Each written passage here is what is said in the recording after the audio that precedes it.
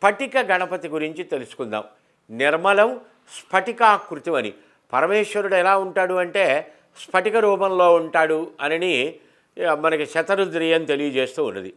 ఈ స్ఫటిక గణపతిని పూజామందిరంలో పెట్టడం ద్వారా కొన్ని రకములైనటువంటి వాస్తుదోష పరిహారాలకు ఇది ఉపయోగపడుతుంది. విశేషించి మానసిక ప్రశాంతత, తగాదాలు, శత్రుత్వాలు ఇత్యాదులు లేకుండా ఉండటానికి, మనోవైకల్యములు చెందకుండా ఉండటానికి, ఓవర్ టెన్షన్స్, యాంగ్జైటీస్ కంట్రోల్ అవ్వటానికి, కుటుంబంలో ప్రశాంతమైనటువంటి నడవడిక, ప్రశాంతమైనటువంటి వాతావరణం రావటానికి, విద్యార్థులకి, వివాహం కావలసిన వారికి, వివాహం అయినటువంటి వారికి ఒక్కొక్క కొన్ని చేర్పులు మార్పుల ద్వారా ఆ దీపారాధన పూజా విధానాలు చేసుకోవటం ద్వారా చాలా చక్కటి అనుకూలమైనటువంటి ఫలితాలు మానవుడు పొందగలరు.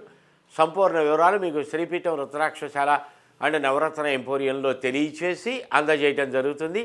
చక్కగా ఉపయోగించుకోండి.